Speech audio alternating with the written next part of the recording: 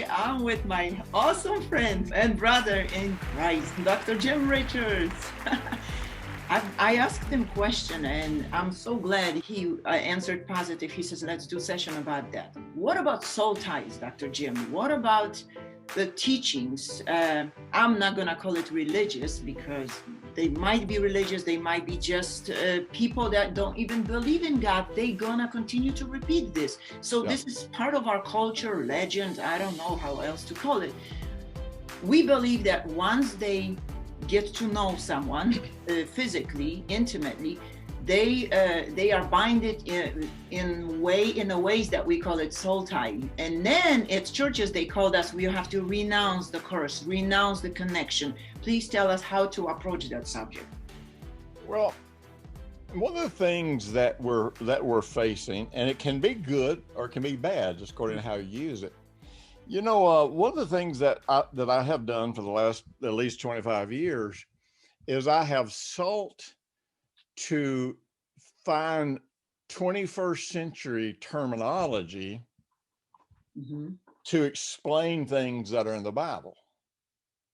But because, you know, if you trying to reach the world and the things that you're saying sound too, you know, they're too scriptural, too religious or whatever, then people just turn you off and they'll say it doesn't make any sense.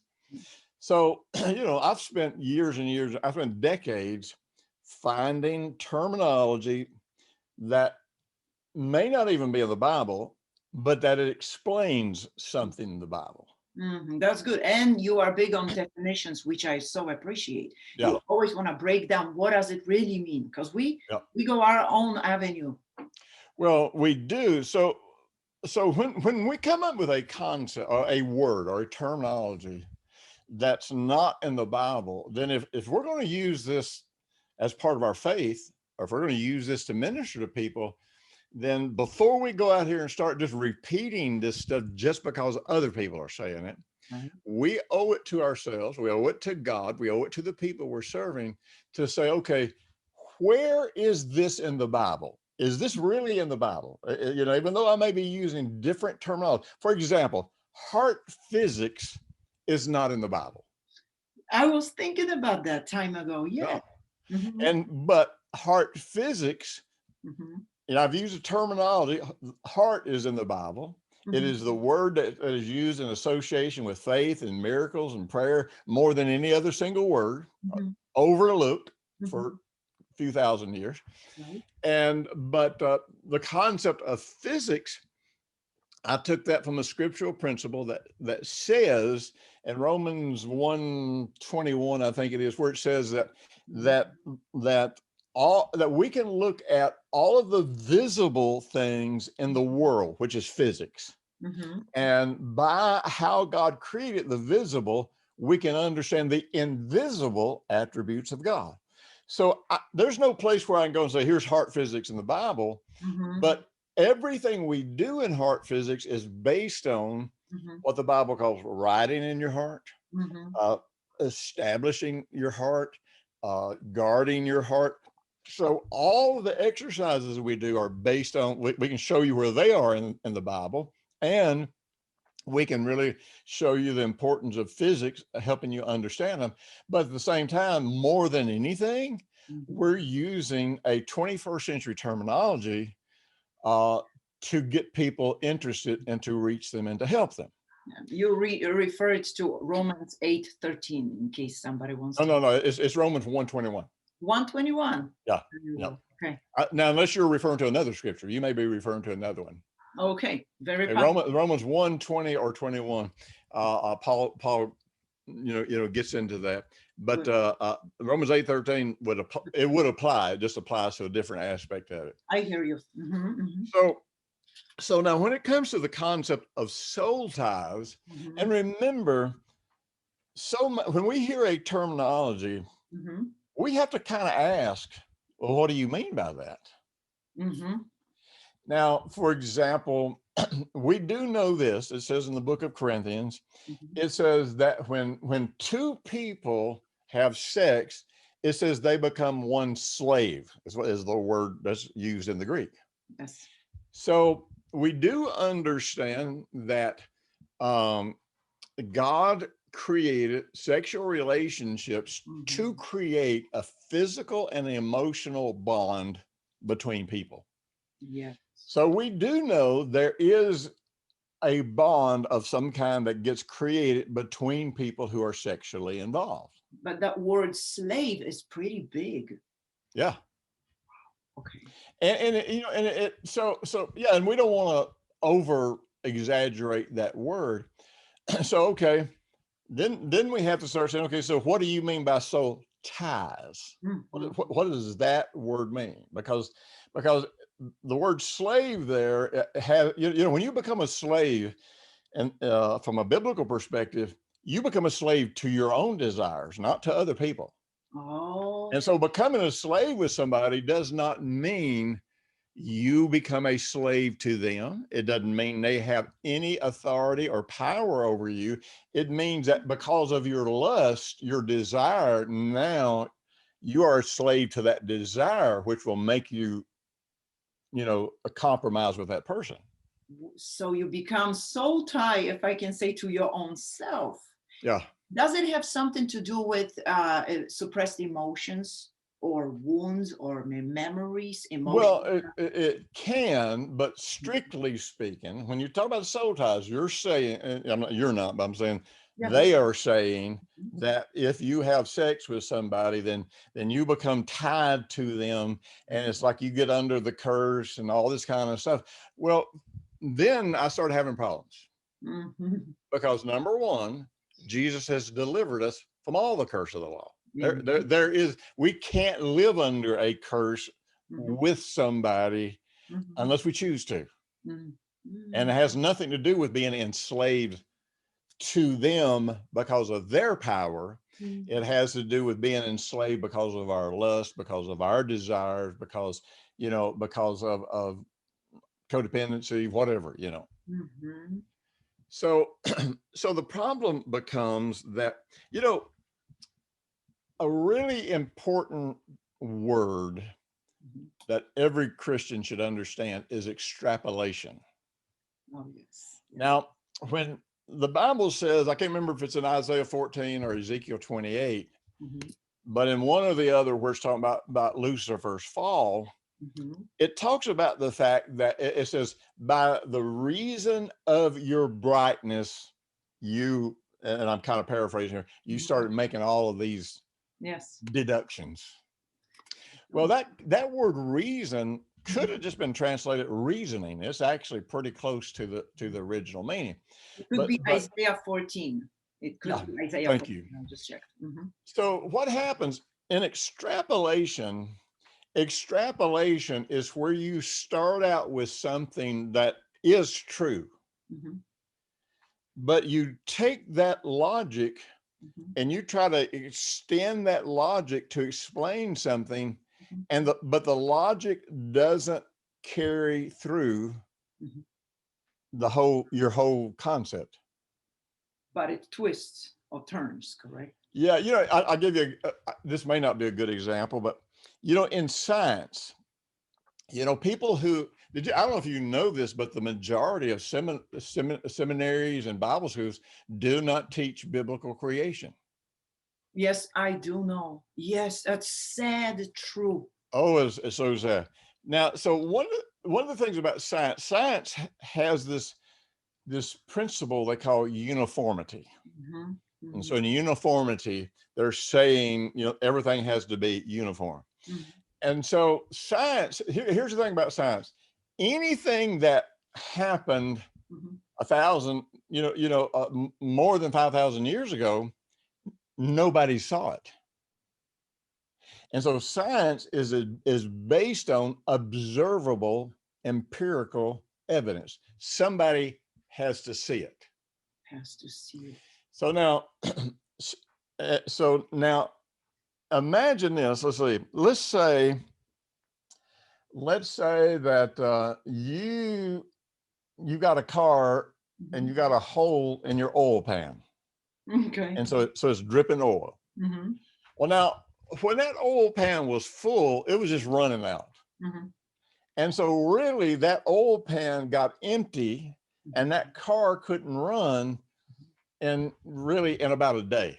And you broke the engine. So now, but now that the oil pan is almost empty, now it's dripping. Yes. So now, if you didn't see the first day when it was pouring out like water, and now you're looking at it dripping, then you take something in front of you. You take something you can see, and you say, okay, so if it would take a year for the rest of this oil to drip out at the speed that is dripping right now, then that would mean that this car has been sitting here dripping oil for 10,000 years. Because you're saying, to have uniformity, you're saying whatever rate is dripping oil right now is how it's been dripping oil ever since this hole has been here. Yes. But the problem is, that's extrapolation. That's taking something that you see in front of you and going back and trying to apply it to something in the past or something in the future. And the truth is, it doesn't apply. It doesn't apply. And that's what we've done with creation. We look at things that happen that we can see happening today. And we go, okay, then if this is how quickly if this is how quickly wood rots, yes. And if it's going to take, if it's going to take 10 years for this tree to rot, then this rot must have been going on for 100 million years at the rate that it is decaying right now. Dr. Ken Ham was fighting with Bill Nye over that very subject. I saw their debate. Really? Yes. I'm going to send you later. It's amazing. Well, the thing is, Bill Nye is not a scientist. But the science kid, every kid in the public school knows. Oh, I know. Every scientist. But now stop and think about it. When you look at the biblical concept of truth, and I want everybody to see we're still talking about extrapolation. And so when you're talking about truth, always remember this. Truth in the Bible is not what you see happening in front of you. Truth in the Bible is when you go back here and see how and when something started that led to what you see. And if you don't know how something started, then you don't know the truth about it. All you know the truth about is what you see in front of you. Now, if I know the truth about how something started, like if I know the truth about how sin got into the world, then I understand sin. I understand how to fight it. I understand how to overcome it. I understand that it doesn't have power. There's all kinds of things that I understand. Now, other people that might not know how it started looks at what's going on around now, and they come up with these crazy explanations because through extrapolation, they say, now, this is true because this is what I see. So now I'm going to start interpreting the Bible. I'm going to start interpreting other things based on what I see right now. Right. So speculation, it's your sister word. That's like coming home one day and you come in and you see one of your kids really being mean to another kid, and you decide, have you been you're the bad kid. You're the bad kid. Yes. And well, based on what you're seeing, that could be true, but it's not truth. Because what you may not know is before you got there, that other kid may have done something really mean and hurtful to, Yeah. So, yes, I know. So everybody's raised kids and knows that concept. So we see things and it's not, usually we see things and we may not have a biblical definition or biblical word, biblical terminology, but we look at these things and we know there is a spiritual or a biblical factor in here. And then we get as close as we can. And then we start trying to wholesale it. In other words, we don't really live it in our lives. We don't take it and put it into practice. It just becomes something interesting to preach.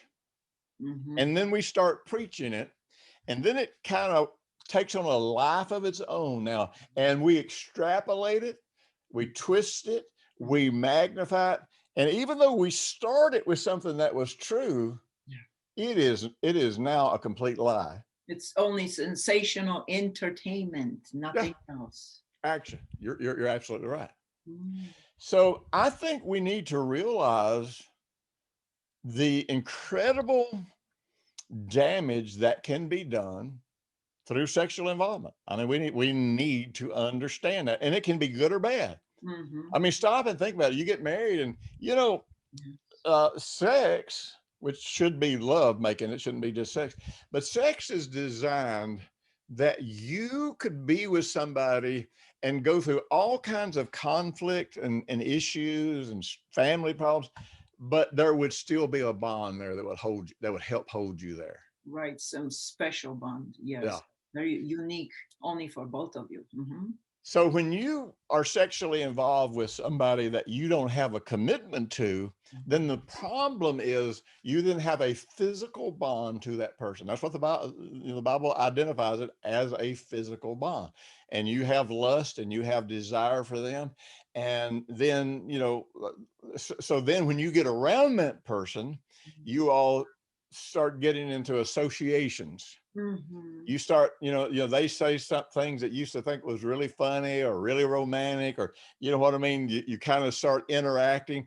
And so once you do that, the way the brain works, then your memories start activating hormones and emotions that makes it feel like there is this big connection that's really happening, when really all it is temptation and lust. Temptation and lust. Wow. Or these emotions that you remember and hold on to. Is that true? Yeah, yeah. Mm-hmm. And a lot of people don't understand that okay, I did this 10 years ago. They don't really realize I may still have this cellular memory, Yes. functioning in me. Is it possible to keep that same connection that you talk about with person that you didn't have sex with, but you spent so much intimate time with? Oh yeah. Mm-hmm. There's a lot of ways that associations get created. You Yes. know, Mm-hmm. over the years, I have had some friends that, man, they Mm-hmm. were just my go-to for having fun. Mm-hmm. You know me. I work hard. I work long. I stay at it. Yeah. So I have to be really deliberate to take fun breaks. I Mm-hmm. have to I have to make the time, Mm-hmm. and I have to know the people. I'll give you a good example. I quit playing golf years ago because every time I'd go play golf with somebody, they'd want me to counsel them. Oh, So I'm out on the golf course trying to relax and trying to enjoy myself, and they won't talk to me about their marriage problems. I finally just quit playing golf. It's like I'm not going out here to have a counseling session with anybody. I'll bring you your new buddy, my husband. He loves golfing. He's gonna counsel you. So I had to be really Yes, wise yes, I hear you. about who I was going to have fun with, Yes, this is so. and so those people, we have a friendship built around having fun, enjoying ourselves. So the moment we get around each other, and this is a positive thing, the moment we get around each other, Mhm, we go into a mood, if mhm, you will, of mhm. having fun, of Yeah, not being too serious. I'm not, of not talking about all the work that we're doing, and not talking about all the ministry stuff, not talking about all the people we're trying to help. We just get together and have fun. just to be you, not Yeah, constantly only mentor, only this, only pastor. yeah, Just take it all off, right? exactly. Mm-hmm. So I want people to realize there is this emotional thing that can happen, but particularly if you have been physically and sexually involved with somebody. Mm-hmm. Mm-hmm. Uh, and biblically, let me before I go there, I used to always tell women, young girls, men, Mm-hmm. when they would find themselves in unhealthy relationships, Mm-hmm. Yes. I'd always tell them, I said, the probability is this: you will probably never be able to be close to this person again without it ending up in immorality. And you've seen couples that they'll break up. They know they're horrible for each other. Yes. And it's sort of like they need to ask a question, but instead of making a phone call, they show up at the person's house. Oh, They're deceiving themselves. oh, They are there to get sexually involved. They are there, to cross that boundary. yep. And the Bible. Uh, I have all kinds of codes in my Bible. I have like 15 color codes, and I have all of these different symbols that mean different things. And so one of my codes is ATO. ATO, yes. ATO, and I'll write ATO over in the margin. Well, ATO stands for avoid the opportunity. Yes. And it's amazing how many times the simple prescription for not getting into sin and self-destruction is avoid the opportunity. And David, who ended up in sin because he didn't avoid the opportunity, well, the book of Proverbs is all about David teaching Solomon how not to end up there. He says, don't walk down that street where all those prostitutes are. Yes, the whole Proverbs should be ATO. Oh yeah, yeah. Or he'll say, don't don't look at her lips, and don't drink when you get around, in these situations. Because what he's saying is, if you get in those situations, he's not spelling it all out, but he is just saying, when you get around these people that you have had these kinds of connections with, but and what we know it's associations, then all of these associations come back alive inside you, and you start feeling all of those old connections and temptations. That's the main point of, I think you've answered so many people right now. That's what it is, associations. So could you talk for a second about the betrayal? Many women says, I'm afraid my husband is so connected with, let's say he came back to her, or, their wife or husband came back, but he might have still that strong connection with the other person. Well, so many times, when you get into dealing with couples, the dynamics get really crazy. I mean, because you're not dealing with, if I want to live in victory, for me, it's a piece of cake, because I'm the only one I'm dealing with. But you bring my wife into it, one of my kids into it, one of my friends into it, my business partners into it. Now other people are involved, and I don't have any control over them. I only have control over me. So I never know what they're going to bring to it. I never know what they're going to get stirred up. So, and thinking about couples, one of the things, and I hate marriage counseling. Now I'm incredibly successful at it, been incredibly effective at it, but I hate it because marriage counseling is where people lie more than they lie about anything else at any other time. And it is just hard to get them to deal with their feelings. Matter of fact, it's even hard for the one spouse to let the other person be honest, because if they talk about what they're struggling with, then this other spouse can't take it. Plus, as you always say, they don't say the real story. They say their judgments, the perception that they see things.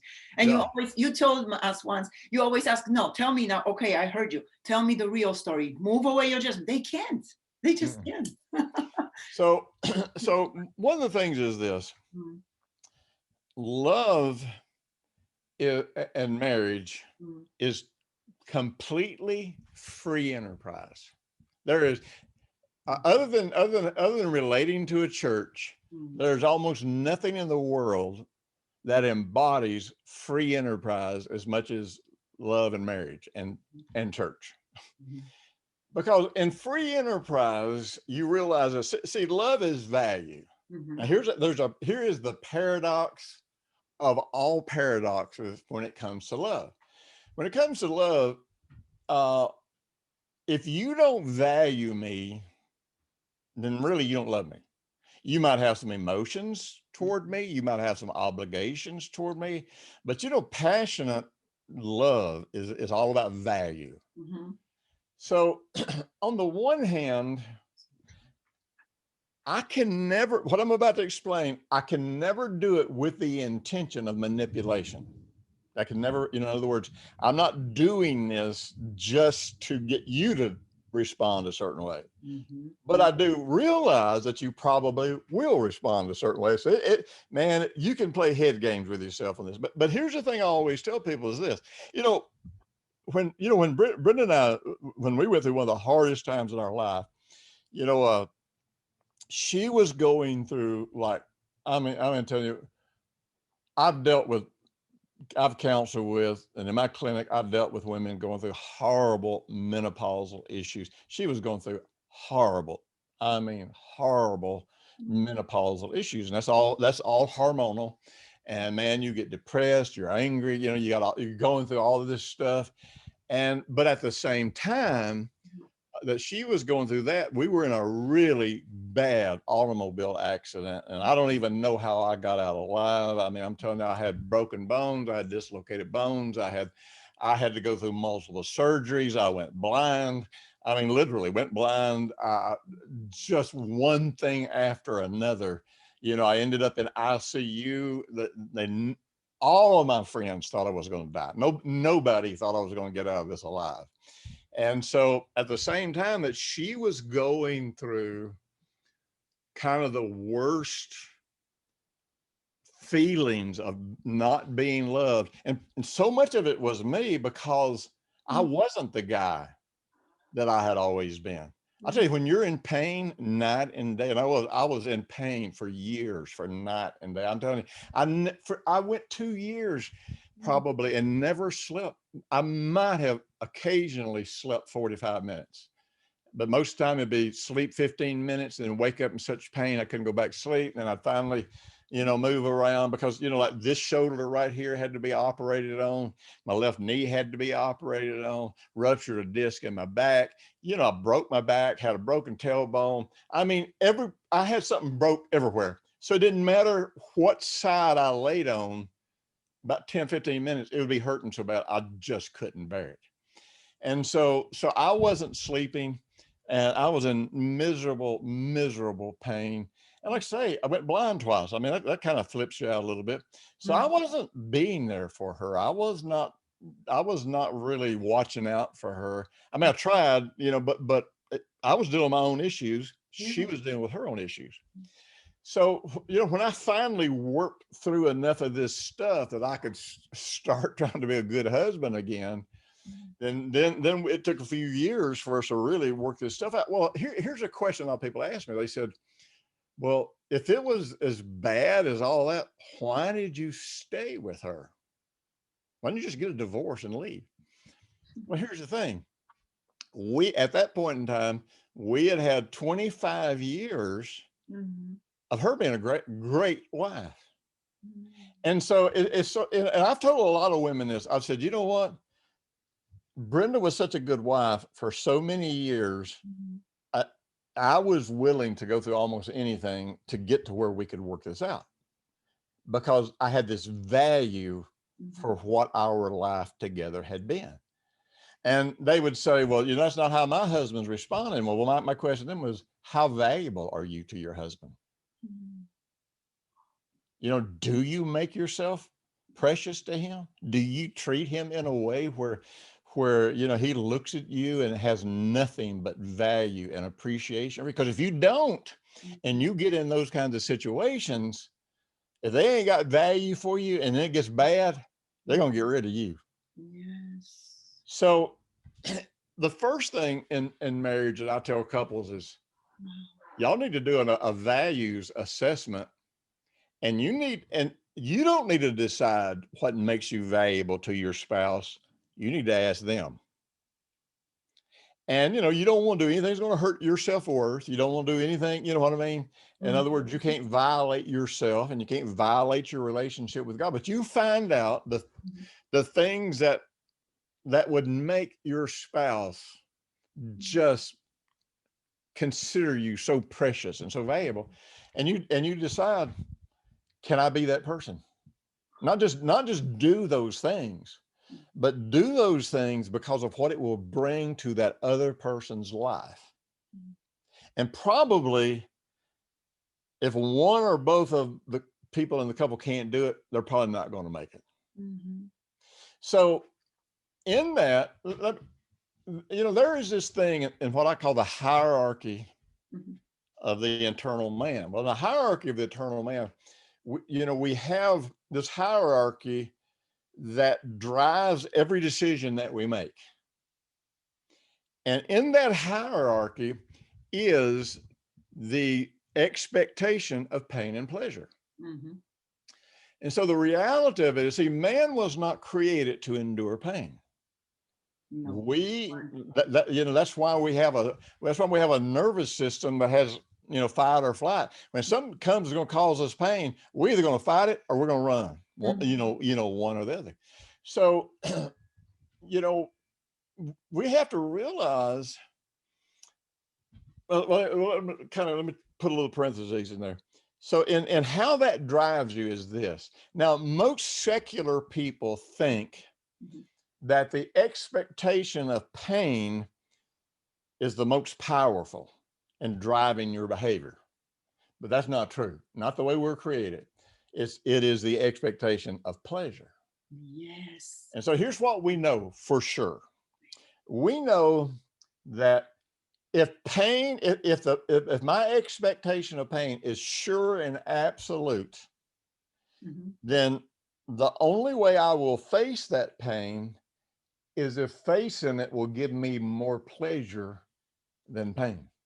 So that's where you had to shift your thinking when you were going through that hardship with Brenda. Expectations of pleasure. You knew you were bigger than that whole horrible year or even years of recovery and Brenda going through this, because you saw farther. You were able to rise above. That's great lesson for me, for every other person. Oh, it is. But see, if you flip that around, yes, if you have the expectation of pleasure, but it's not sure, and the expectation of pain, but for sure the pain is going to be there, then you're not going to do it. No, but that's when the faith comes in, correct? And your prayers, you expect God's promises. Well, I would say it a different way. I'm not saying it's wrong. I would say this is where your character comes in. Because this is not about the promises of God. Promises of God are always there. Oh, so again, I threw it at God. It's me. It's me. It's like, do I have the character?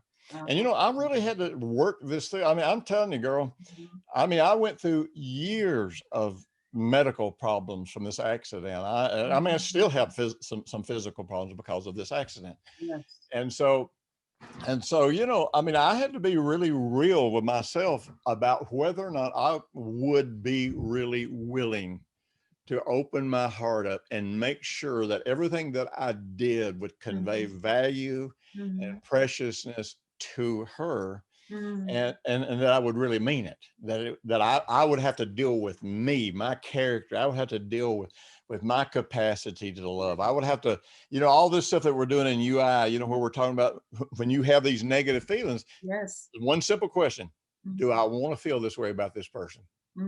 Is this how I want to feel about my wife or my friend or whatever? And if it's not, then I choose how I want to feel, and then the grace of God comes alive and I feel it. But so after reaction, how do I react? So if you value another person enough, you'll go through hell with them. You'll face anything with them. You'll die for them. You will lay down your life with them rather than abandon them. And it's all about the preciousness that you feel for them and the value that you feel for them. But the point is this, and I've told people, one time Brenda and I was doing a meeting. We were doing a cruise one time with one of the biggest names in the faith ministry. And this guy was single. So every time he would do a meeting, all these single women would show up thinking that they were going to get to marry him, that God was going to give him a dream or something, And so Brenda and I were doing this cruise with him, and it was a little embarrassing for me because it sounded like a compliment. At first it sounded like a compliment toward me, but it ended up being a really big compliment for Brenda. And so one day he was talking about relationships, and he said, something, he said, all of you women sitting out here, he said, every one of you all, you want a husband like Jim. You want somebody's going to live for God and da. So I thought, I'm kind of getting all swollen up here. Oh yeah, yeah, yeah, yeah. And he said, you know something? He said the only way you can ever get a man like that is to be a woman like Brenda. And that's the truth. Over the years, when Brenda talked about it, it's like I could have had a lot of other women if that's what I wanted. But that's not what I wanted. She was the one I wanted. And I wanted her. I mean, Brenda was good looking. I mean, she was devastatingly good looking. And but it was more about the kind of woman she was. It's more about having a family together. It's more about what we shared in common. It's more about her capacity to even endure my life in the ministry, me traveling all over the world and all that kind of stuff, and not giving me trouble about it. So I always have to start with, how valuable are you all to each other? Yes. Go ahead. I'm sorry. I have a question. So okay. Go ahead. You want me to say it now? There is many people that say, okay, I have a wife, beautiful wife. We love each other, or backward, I have great husband. What about the issue of jealousy? Could you tell us, how did you go?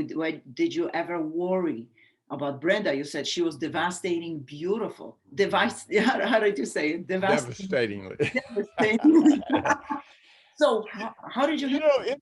It's an interesting challenge when you walk through the mall. And if you do look back, you realize that most of the men that you meet are turning around and looking at her. And you're like this. And people were constantly trying to impress her. We did a meeting one time. I'm not going to call any names, but I'm telling you, it was with about 5 of the biggest names in ministry in America. And so, when we would do these meetings, they would always have a get together every night after the meeting. All the speakers would go there and just kind of talk, share, and visit. And Brenda and I always hated that stuff. It was kind of political. You know what I mean? You were going in there and kissing up and trying to impress one another. And I hated that stuff. And so, but we would be polite. We'd think, you know what? They invited us here, so we're going to be polite. We're going to go up and we're going to say hi to everybody, and we're going to our room. And so, so we were there, and a guy that was really, really well known in ministry. And I caught him out of the corner of my eye, eyeballing her when we got there. Oh my God. And so, me and her both were just talking to people. And so somebody started. You noticed that. Brenda didn't notice. You did. I did, yeah. And so I got in a conversation with somebody, which kind of pulled me off to the side. Well, the minute I got away from her, and I'm watching, I have an odd thing. I almost have 180-degree vision. Oh. So I can be looking straight forward and I can see what's going on over here. I've always been able to do that. I don't know why. But so I'm having a conversation and I'm watching this guy get up out of his chair and sleaze over to where Brenda was. Oh, and so, my thing, and I've always been honest about this, is like, no matter how much I love you, no matter how much I cherish you, if you ever want somebody else, I mean, if there's something about me that I need to deal with, I will, but I ain't never going to chase you. That's if you ever decide you're done with me, then be done. And that's it, and no matter how much it hurts, I ain't going to chase you. And be honest and open. Yeah. So, when stuff like this would happen, I would never really do anything. So I just watched, and this guy sleazed over to where she was. He reached out to shake hands, of course, put his other hand on top of her hand, and then went and turned loose. And he says, "Hey, my name is so-and-so." And she didn't even bat an eye. She said, "Oh, no," he said, "You might know me. My name is so-and-so, And so she said, "You might know my husband. His name is Jim Richards." And so, he's just trying to jump the hurdles. Yes. And he said, well, maybe you've heard of me. She said, "No, I ain't never heard of you." And I don't remember what all else he said, to try to impress her. But boy, she just shot him down. And I could see him like just tuck his tail between his legs and crawl back over to his table, you know. So, you know, I was always like that. It's like, you know what? Now, Yeah. if and my thing was, if you don't want me, Mhm. I'm not going to stay here and be in misery and pain. If you don't want me, I might die 1,000 deaths, but Mhm. I will let you do what you want to do, Mhm. because, you know, our thing Mhm. has always been not do we need each other. It's That's do we want to be with each other. Love does not work from need. That is mhm. selfish and self-centered. It's all about taking. Yeah. Love works from, you know what? Yeah, Mhm. you know, she could have had 100 other men. I could have had 100 other women, Yes. but I wanted you. Yes. Right. And so that's value. I Mhm. valued her. She was, you know, she's precious to me. So she's the one that I want to spend all my life with. Mhm. So if that's not there, Mhm. then jealousy, well, jealousy comes out of an insecurity that says, I do not have a biblically based sense of self worth. So, what I'm going to do is I'm going to demand of you For control. certain things, and Mhm. I'm going to punish you if you don't provide them. And so they try to hold that person in the relationship under the fear and expectation of pain. Mhm. Mhm. Pain. And it's not going to work. My gosh, that's so big. That's so dangerous. So, you know, my thing is like, okay, let's say one of you has had an affair. Mhm. You know, the rules are pretty simple. Mhm. Avoid the opportunity. Uh, Don't ever go around that person again. Don't ever take a call from them. Don't ever answer text from them. Block them on your phone, and do mhm. everything you can to guard your heart. Because if you were to be having a bad day or working through a hard part of your relationship, and suddenly this person that represents nothing but pleasure, because you Mhm. weren't in a relationship with them, you weren't paying bills together, you weren't raising kids together, you were just sneaking off every now and then having sex.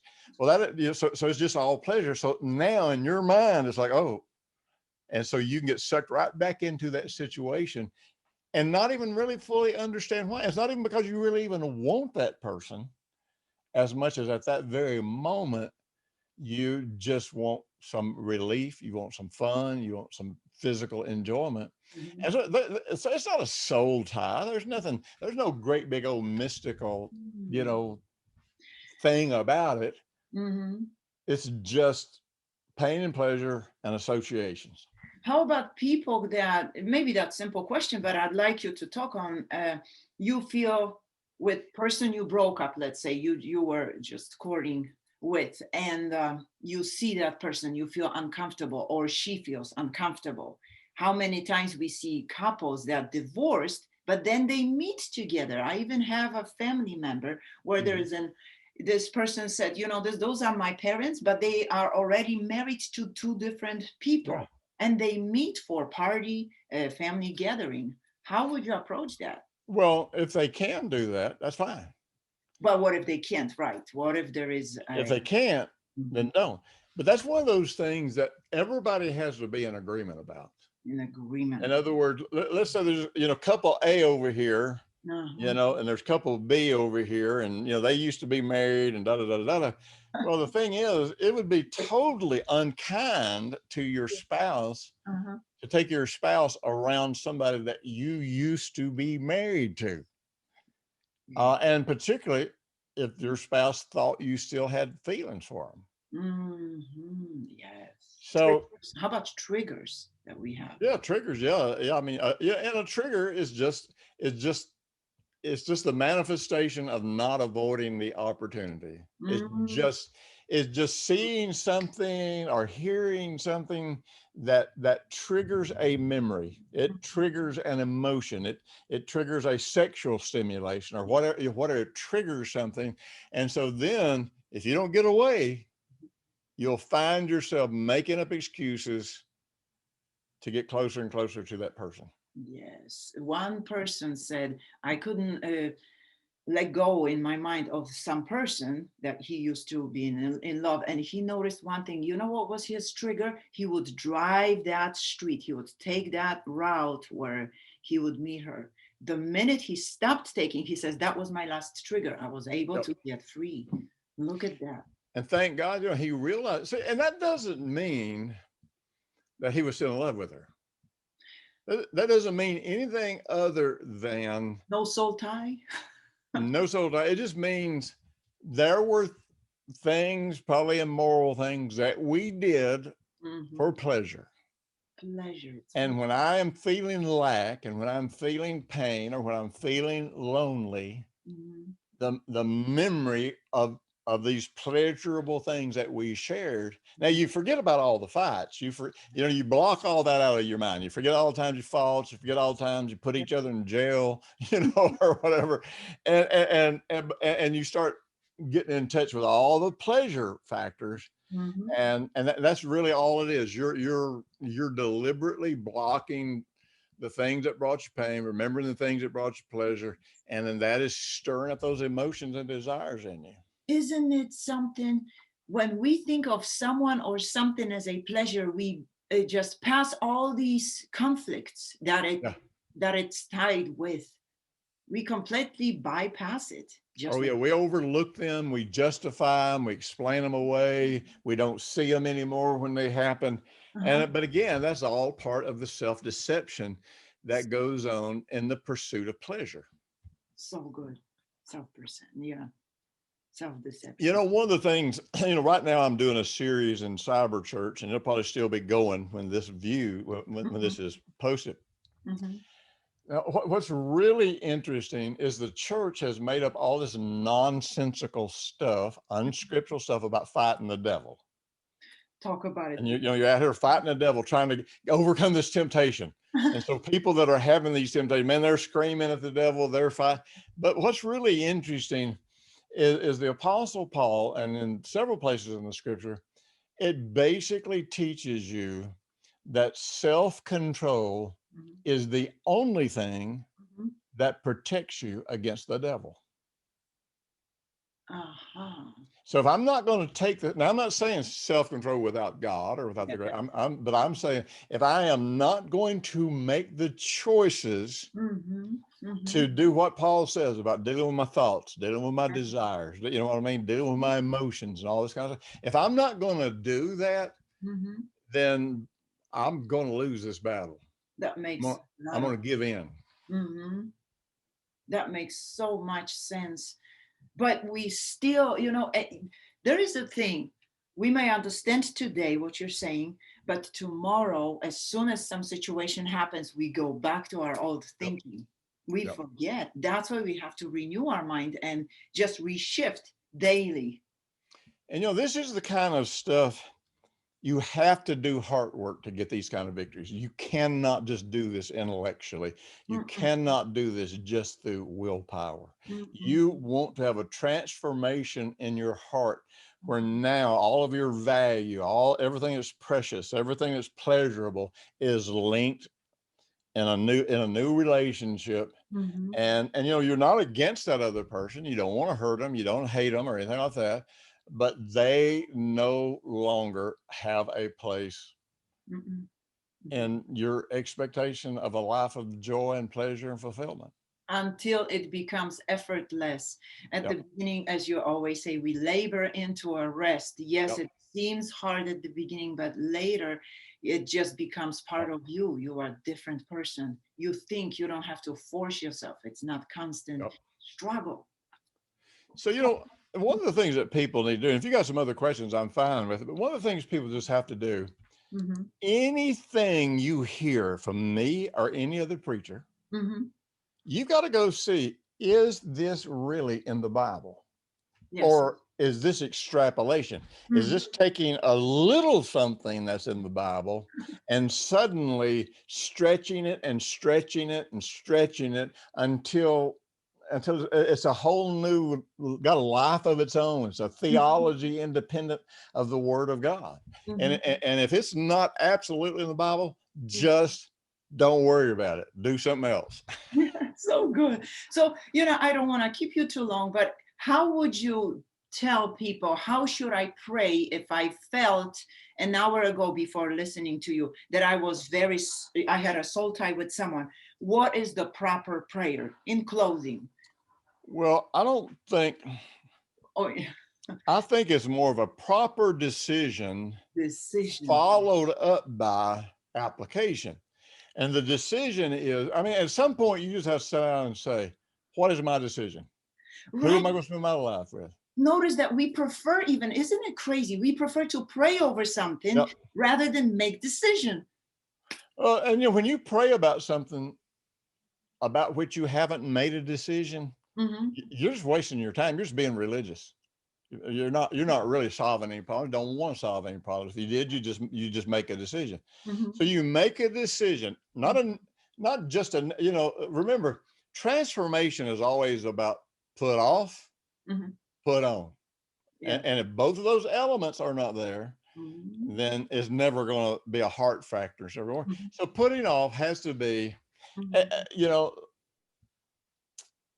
sometimes we have to remind ourselves, these are about 100 reasons this didn't work. Yeah. This is about 100 different ways that pain and sorrow and heartbreak came into my life. And we have to go back to looking at that and Mm-hmm. even spending some time thinking about, and remembering, wait a minute, this is how this really affected me. Then we go over here and say, but this is the choice I'm making now. And then make up a big old long list of all the positive benefits that we're having, Mm-hmm. but all the positive benefits we expect to have. Yes. And then meditate on them. See yourself, see yourself, being in love. See yourself enjoying one another. See yourself laughing, together with this person. And I'm just telling you, the other that you put off will die from a lack of attention. Because the only thing that keeps that alive is when you go back and give it attention. So make the choice. Mm-hmm. I remind yourself of all the pain. Mm-hmm. And then, by the way, one of the things you can do on that pain list, Mm-hmm. put all the pain that you've had from being involved with this person, but then Mm-hmm. add to that all of the pain that will probably come if you go back and get involved with them again. Oh, awesome. Man, I'm telling you, make that pain.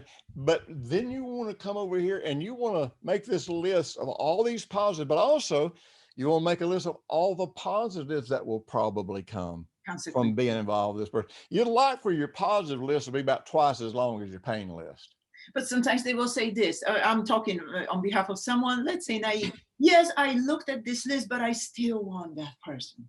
This is pleasure. Well, this is not soul ties. There's a Greek word that means stupid.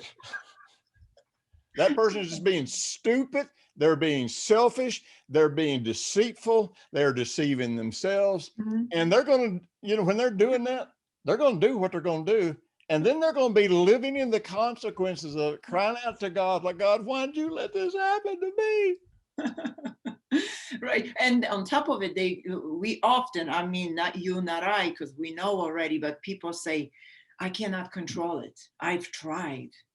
No, that's exactly, I thought it's English word, stupid, but that's because we are stupid. We just don't want to lie to ourselves, like that girl that you were talking about at church, that teenager or whatever that slept with the boys. She was lying, and we lie exactly like her. Yeah. We want a pleasure. We want sex. We want this and that. And this sounds really crass, what I'm about to say, but I've said this to 100 men probably over the years. I'd be sitting there talking to some guy, and man, he's crying, and he's like, man, I've destroyed their marriage. I didn't want to do it. I mean, I prayed and asked God to help me. And I'm like, well, let me ask you this. Did you pray before you unzipped your pants or while you were unzipping your pants? Because if you didn't pray before you unzipped your pants, you really wasn't really praying. You were just running your mouth. This is after. Yeah, it's like it amazes me. That's like going to a whorehouse. Oh my God. And saying, God, please don't let me be tempted. Well, here's an idea. Don't go to a whorehouse. Yeah. Avoid. ATO. ATO, that's right. My gosh, Dr. Jim, this is awesome. I think you answered many, many questions, and I think it's going to help already. If there is questions, I'm going to bug you again about session That's fine. 2. That is absolutely, eventually, and of course, those of us who are going through ultimate impact, and we're learning how to take it over life. It does eventually get as simple as, is this what I want? Mm-hmm. No. What do I want? I want this. And then suddenly everything in you changes just because you made that decision. And life can get that easy if you actually want it to get that easy. There's a scripture, golly, I remember first time this scripture ever jumped out at me in the book of Hebrews in the 11th chapter. And I think 10th or 11th chapter. And in the King James, it says this. It's talking about how that Abraham and all of these people were looking for a city whose builder and maker was God. But then it says something really interesting. I don't know if it says this in all the translations, but in the King James, it says, but if they had looked back or longed from the place that they came from, they would have no doubt found an opportunity to return.